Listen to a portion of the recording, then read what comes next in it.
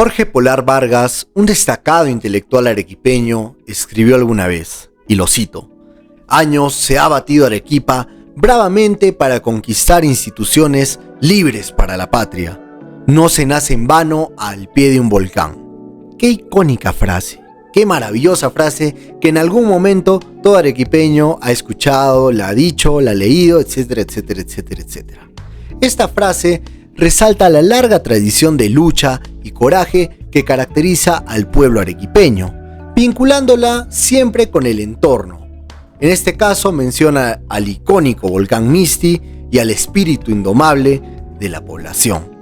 ¿Qué tiene que ver esta frase, qué tiene que ver Jorge Polar con el video? Pues nada, mentira. En junio de 1950, la ciudad blanca de Arequipa se convirtió en el epicentro de una de las gestas cívicas más importantes de la historia republicana del Perú. Lo que comenzó como una huelga estudiantil en las aulas del emblemático Colegio Nacional de la Independencia Americana, o simplemente conocido como la I, dicha huelga se transformó en algo mucho más grande, en una rebelión popular que desafió el régimen dictatorial de Manuel Arturo Odría Amoretti, o simplemente conocido como Manuel Odría. Pero ¿cómo llegó a escalar una simple huelga estudiantil a una revolución? ¿Quiénes fueron los que participaron? ¿Cómo terminó? ¿Por qué se dio? Bueno, sin más palabreo, empecemos este video.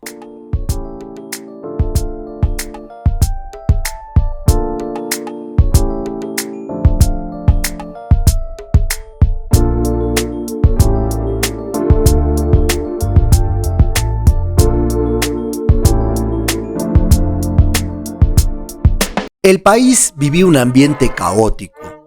La gente clamaba y le exigía al presidente de aquel entonces, José Luis Bustamante Rivero, que gobernara con mayor autoridad y firmeza.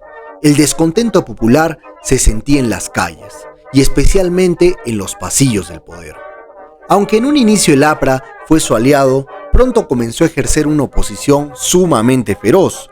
Controlaban el Congreso y iban por más. También presionaban al presidente para imponer su propia agenda política. Todo se tensó aún más con un hecho que sacudió al país.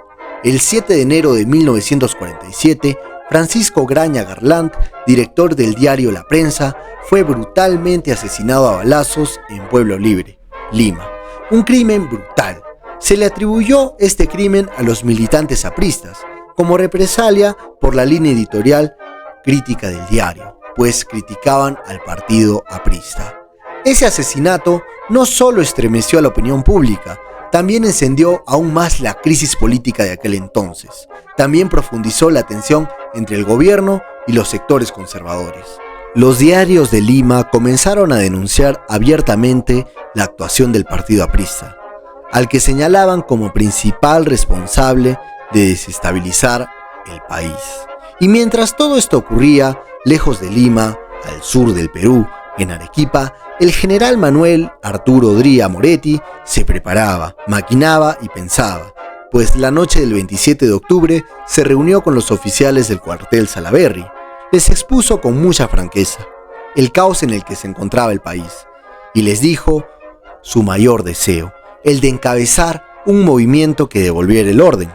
Les dio una hora como máximo para decidir si se unían a la causa o no.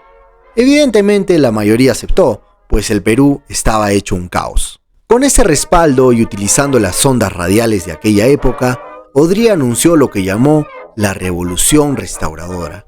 Desde ese momento también proclamó que asumía el mando de la nación.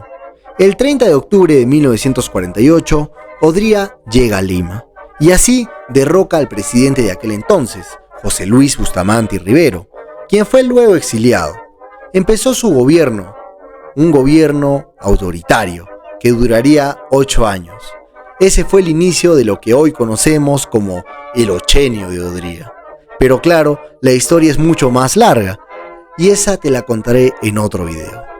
En el Colegio Nacional de la Independencia Americana existía una costumbre que más que tradición era casi un rito: hacer huelgas cada 2 años. Sí, así como lo oyes, huelgas. La de 1946, la de 1948 y evidentemente la más recordada de todas, la de 1950. Estas protestas, por lo general, eran solucionadas con mucha rapidez por el entonces director del colegio, conocido cariñosamente por los alumnos como el Zambote Morales. Parte de esta extraña tradición era iniciar la huelga reventando 2 cartuchos de dinamita. Un acto simbólico, sí, pero también era una señal de que los estudiantes no hablaban en broma, querían que se les tome en serio. ¿Y quiénes eran los que lideraban estas huelgas? Los alumnos de cuarto de media, especialmente de las secciones A y B. ¿Y por qué no participaban los de quinto?, se preguntarán. Simple, necesitaban buena conducta para recibir su certificado a fin de año y poder postular a la universidad. Así que se mantenían siempre al margen. Pero pasaron los años y todo cambió. Un nuevo director llegó al colegio. Su gestión no fue bien recibida por los estudiantes. Su carácter autoritario y pedante y las nuevas políticas que impuso despertaron el rechazo general. Luego vino la tragedia. A inicios de mayo, un estudiante murió mientras practicaba salto en colchoneta, pero sin colchoneta. No había colchoneta. Cayó de cabeza y murió en el acto. La indignación fue inmediata. Los padres recordaron que al comenzar el año escolar habían entregado dinero para la compra de implementos deportivos, los cuales nunca fueron comprados. A esta tragedia se sumaron otros reclamos: el cambio de ciertos profesores, el mejoramiento de la alimentación y sobre todo mayor seguridad para los alumnos internos. Y así esas demandas se convirtieron en bandera de lucha. La huelga comenzó el 12 de junio de 1950. 2 explosiones, como era tradicional, sacudieron el colegio y de inmediato los gritos se hicieron oír: ¡Huelga! ¡Huelga! ¡Huelga! La noche del 13 de junio, casi todos los internos y algunos estudiantes de cuarto permanecieron dentro del colegio, pero al amanecer estaban rodeados. La Guardia Civil había tomado posición. A las 11 de la mañana llegó un personaje clave y sumamente peligroso: el coronel Daniel Mesa Cuadra. Atento con ese nombre, ojo, cuidado, porque su irracionalidad desataría uno de los enfrentamientos más grandes que haya vivido la ciudad. Este personaje escuchó los reclamos estudiantiles, reclamos justos por cierto, pero él los desestimó, los tachó de indisciplinados y acusó la huelga de ser un intento de subversión contra el orden público. Les dio un ultimátum, les dijo: les doy 2 horas, son las 12, si a las 2 no han desalojado el colegio, entraremos por la fuerza. Pero las 2 de la tarde llegaron y nadie se movió. Mesa Cuadra concedió 1 hora más. A las 3. El silencio fue roto por un estudiante que con firmeza respondió: nadie va a abandonar el colegio. Y entonces vino lo peor. La intervención policial y militar fue brutal. Los estudiantes, armados solo con ladrillos y objetos improvisados, intentaron resistir. Hubo enfrentamientos, gritos y mucha, pero mucha sangre. Al menos un estudiante murió, varios quedaron heridos y la ciudad de Arequipa se indignó. Lo que comenzó como una protesta escolar se convirtió en un levantamiento popular, pues la gente estaba indignada de que se maltrate de esta manera a unos estudiantes. Las calles se incendiaron de coraje, barricadas, saqueo. Incluso el casino militar ubicado en la calle Mercaderes fue uno de los principales blancos. La plaza de armas de Arequipa se llenó de manifestantes. Los sindicatos y organizaciones populares declararon huelga general. La resistencia se articuló en torno a un comité cívico, presidido por nada más y nada menos que el intelectual Francisco Mostajo.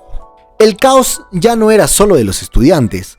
Arequipa entera se había levantado, habían despertado al León del Sur. En medio de este clima de tensión surge una figura clave: el doctor Francisco Mostajo, el cual fue convocado por el coronel Mesa Cuadra. Su misión: usar su prestigio y autoridad moral para encauzar una protesta que ya había tomado un rumbo anárquico. Mostajo aceptó encantado el encargo, pero lo que ocurrió después cambiaría el rumbo de su decisión. Cuando ingresó al salón de actos de la universidad y contempló los cuerpos de los estudiantes que habían caído el día anterior, su alma luchadora despertó y con coraje, con dignidad, no permitió ese atropello. Así que se dirigió al pueblo con su elocuente palabra, instaló su puesto de mando en el local del municipio y desde allí se mantuvo firme, convencido, inquebrantable, que todo era una injusticia. Cuando las tropas entraron al edificio, los mismos oficiales lo trataron con sumo respeto. Nadie se atrevió a tocarlo, nadie lo acusó, a pesar de que él mismo asumió la responsabilidad de todo lo que había ocurrido.